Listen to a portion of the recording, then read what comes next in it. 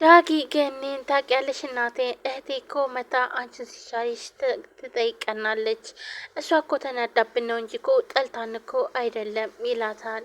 እኔም አዎ ልክ ነህ ልጄ፣ ኤፉዬ ዳግም ትመጣና እንደ ድሮ ቤተሰባዊ ስብስብ ብል እንላለን ትላለች። አሁን ላይ ገኒ ስለተሻላትኝ ማውራት ትችላለች። ከዚህም በፊት በደነገጠችበት ሰዓት ወይም ደግሞ ቢኒያም ሙቷል በተባለችበት ሰዓት በጣም ስለደነገጠች መናገርና እንዲሁም ደግሞ መንቀሳቀስ አትችልም ነበር።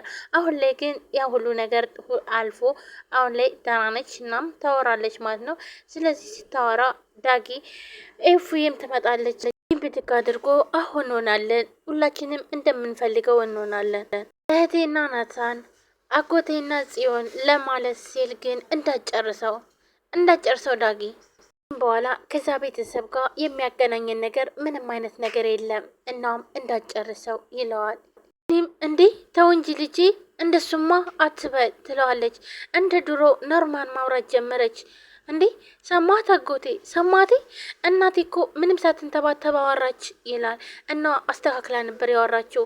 ተው እንጂ ልጄ እንደሱማ አትበል፣ ምክንያቱም ቢኒያም ተስፋ ቆርጠዋል። ጽዮንንም አይኗን ማየት አልፈልግም ብሏል። ምክንያቱም እናቴ ግን ቆይ ምን አግኝተሽ ነው? እኔ ከወጣሁ በኋላማ የሆነ ነገር አግኝተሻል። አሁን እኮ ምንም ሳትይ እኮ አወራሽ ይላል። ቅድም እኮ ስጠራህ አልሰማኝም። ቆይ ግን የኔ ልጅ እንደዛ ልብስ ለብሰህ ወዴት ነው የምትሄደው? ትለዋለች። ምክንያቱም ዳጊና ጽዮን አቤልን ለማጥመድ ልብሳቸውም የሆነ ተደባብቀው ሲሄዱ እንዲሁም ኮፍያ ማክስም አድርገው ሲሄዱ ነበረ እና ቆይ ምንድነው ምን አይነት ችግር ውስጥ ገብተ ነው? ትለዋለች። ትገኛል ወይስ እንደ በፊቱ አንተን አደጋ ውስጥ የሚከት ድጋሚ ገባህ? ትለዋለች። የምን አደጋ? ድጋሚ አደጋ ውስጥ ገብቶ ነበር እንዴ? ይላል ቢኒም። ቆይ ግን እኔ የማላውቀው የተፈጠረ ነገር አለ? ይላል ቢኒም። ቆይ ምንድነው ዝም የምትሉት? መልሱልኝ እንጂ ብሎ ያፋጥጣቸዋል። ገኒና ዳጊም በጣም ይደነግጣሉ። ቆይ ግን ለምን አትነግሩኝም? ዳጊ አደጋ ውስጥ ገብተሃል እንዴ? ብሎ ቢኒያም ይጠይቀዋል። ገኒና ዳጊም ደንግጠዋል። ዝም ይለዋል። አልመለሱም። ቆይ እሺ ለምን ሁሉንም ነገር ነግራችሁኝ መፍትሄ አንፈልግም? ይላል። ገኒም እንደዛ የሚባል ነገር የለም ቢኒ ትለዋለች። አሁን ላይ ገኒ በጣም በደንብ እያወራች ነው ነገር የለም። ይኸው እንግዲህ እኔም እለት እየተሻለ ነው። አሁን በጣም ደህና ነኝ። ከታቱም አሁን ደህና ነኝ። ትንሽ ስቆም ሰውነቴ እየተብረከረከ ስላስቸገረኝ እንጂ በጣም ደህና ነኝ። አሁን ላይ ምንም አይነት ነገር የሚያሳስበን ነገር የለም ትለዋለች። ቤዚ ቆይ ግን ልጁ በቂ ብር አለው? ትላታለች። ማለቴ ናታንና አስረስቶ እዚህ ልብሽን ጥፍት ያደረገው ስለዛ ልጅ ነው ማወራሽ። አንቺ ቤዛ ያገኘችው ላይ የምታርፍ ዝንብ ነው የምትመስልሽ እንዴ? ብላ ቤዛ ምትጫዋለች። እንግዲህ እንደሚታወቀው ዝንብ ከንጹህ ይልቅ ቆሻሻ ቦታ ነው የምትገኘው። አንቺ ደግሞ ንብ ነው የምትመስይ፣ ምክንያቱም ያለሽበት ወይንም ደግሞ የቆምሽበት ቦታ ጥሩ ቦታ ነው የሚመስለኝ ትላታለች። ይህ ማለት እንግዲህ አሁን ላይ ቤዛና ዳውድ አብረው ስላሉ እናም ለዛ ነው። እና ሉሊት ደግሞ ብር ስለምትወድ ቆይ ግን ልጁ ብር አለው እንዴ ብላ ትጠይቃታለች።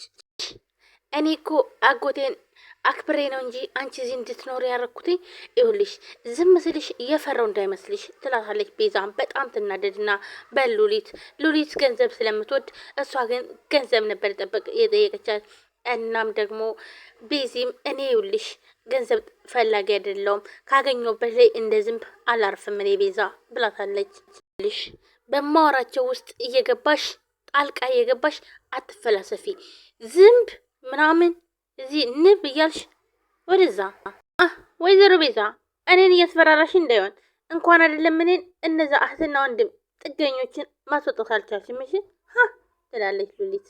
ሴትዮ አፍሽን ዝጊ፣ ምን አለ ጥፍርሽን ከሚነቅሉ አፍሽን ወይም ደግሞ ምላሽን ቢቆርጡልሽ ትላለች። ቤዛ በጣም ተናዳባታለች። ታታውራ ደግሞ በአሁኑ ምንም አይነት ስህተት አልተናገረችም ትላለች። ይህ ማለት እንግዲህ ወንድምና እህትን ለምን ማስወጣት አልቻልሽም ስትል ስላለቻትኝ ቤዛም በጣም ትደነግጥና እንደዚህ ምን እያወራሽ ነው ትላታለች።